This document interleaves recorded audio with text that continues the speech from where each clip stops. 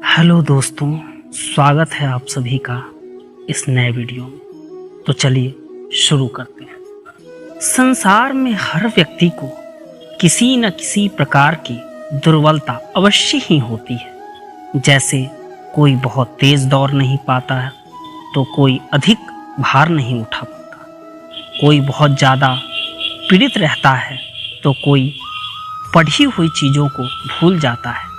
ऐसे कई उदाहरण और भी हैं। क्या आप किसी ऐसे व्यक्ति को जानते हैं जिसे सब कुछ मिल गया हो और हम जीवन की उस एक दुर्बलता को जीवन का केंद्र मानकर जीते हैं?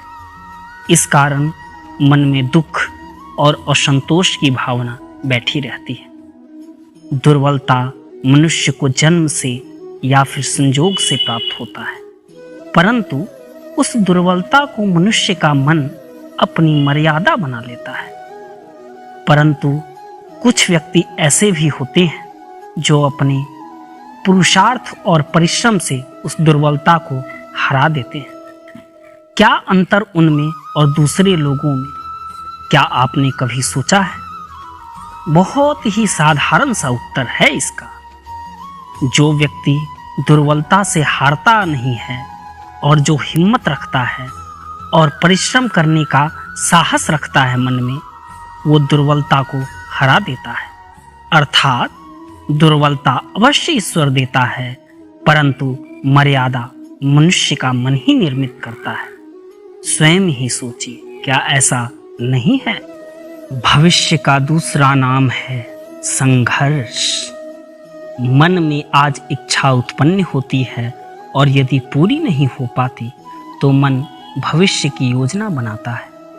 भविष्य में इच्छा पूरी होगी ऐसी कल्पना में खोया रहता है मनुष्य। किंतु जीवन ना तो भविष्य में है और न ही बीते हुए समय में, परंतु जीवन तो इस वर्तमान का नाम है। अर्थात इस वर्तमान समय का अनुभव ही जीवन का अनुभव है। और हम ये जानते हुए भी इतना सा सत्य समझ नहीं पाते, या तो हम बीते हुए समय की यादों को घेर कर बैठे रहते हैं या फिर आने वाले समय के लिए हम योजनाएं बनाते रहते हैं और जीवन बीत जाता है। एक सच यदि हम मन में बैठा लें कि ना हम भविष्य देख सकते और ना हम भविष्य का निर्माण कर सकते हैं, हम तो केवल धैर्य और साहस के साथ भविष्य का स्वागत कर सकते हैं, तो क्या जीवन का हर क्षण जीवन से नहीं भर जाएगा? स्वयं ही विचार कीजिए। ज्ञान की प्राप्ति सदा ही समर्पण से होती है, ये तो हम सभी जानते हैं। किंतु समर्पण का असल में महत्व क्या है? क्या हमने कभी गहराई से सोचा? मनुष्य का मन सदा ही ज्ञान प्राप्ति के रास्ते में अलग अलग बाधाओं को जन्म देता है। कभी किसी अन्य विद्यार्थी से ईर्ष्या हो जाती है, कभी पढ़ाई गई पाठों में संदेह उत्पन्न होता है और कभी गुरु द्वारा दिया गया दंड मन को विकार से भर देता है। कहिए, क्या ऐसा नहीं होता? न जाने कैसे कैसे विचार मन को भटकाने लगते हैं और मन की इसी अयोग्य स्थिति के कारण हम ज्ञान प्राप्त नहीं कर पाते। मन की योग्य स्थिति का निर्माण केवल समर्पण से ही संभव होता है।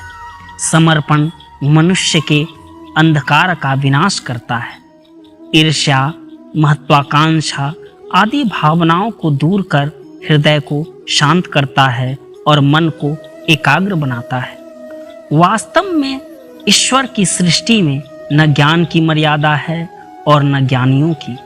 गुरु दत्तात्रेय ने तो गाय और हंस से भी ज्ञान प्राप्त कर लिया था।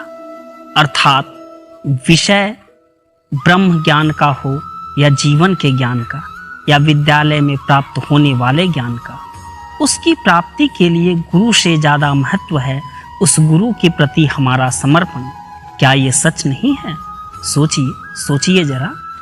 प्रत्येक मनुष्य के जीवन में ऐसा क्षण अवश्य आता है जब सारे सपने, सारी आशाएं, सारे दृश्य ध्वस्त हो जाते हैं। जीवन की सारी योजनाएं ही बिखर जाती है।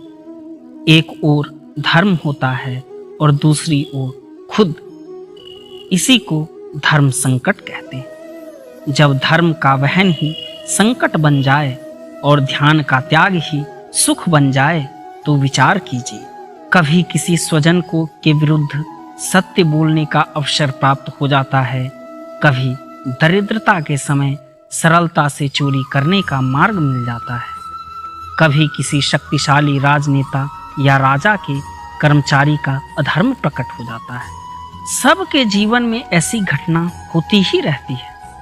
अधिकतर लोग ऐसे इसी क्षण को धर्म संकट के रूप में जान ही नहीं पाते। हमें इसी प्रकार के संघर्ष का अनुभव ही नहीं होता। सहजता से सुख की ओर ऐसे खींचे चले जाते हैं जैसे मक्खी गुड़ की ओर खींची चली जाती है। वास्तव में धर्म संकट का क्षण ईश्वर के निकट जाने का क्षण होता है। यदि हम संघर्षों से भयभीत ना हो, सुख की ओर आकर्षित ना हो, अपने धर्म पर दृढ़ रहें तो ईश्वर का साक्षात्कार दूर नहीं।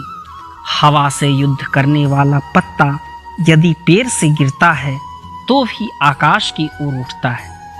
हवा के द्वारा टूटने वाली पेड़ की डाल वहीं भूमि पर ही रह जाती है। अर्थात धर्म संकट से यदि आप संकट को ही टाल दे तो सुख तो मिलता है, जीवन बनता है, किंतु क्या चरित्र नहीं टूटता? क्या आत्मा दरिद्र नहीं हो जाती? क्या ईश्वर से संबंध विच्छेद नहीं हो जाता? स्वयं ही विचार कीजिए। तो चलिए दोस्तों, आज बस इतना ही। अगर आपको इस वीडियो से कुछ सीखने को मिला हो तो वीडियो को लाइक और चैनल को सब्सक्राइब जरूर कर दीजिएगा। और हाँ, नीचे कमेंट करना मत भूलिएगा। धन्यवाद।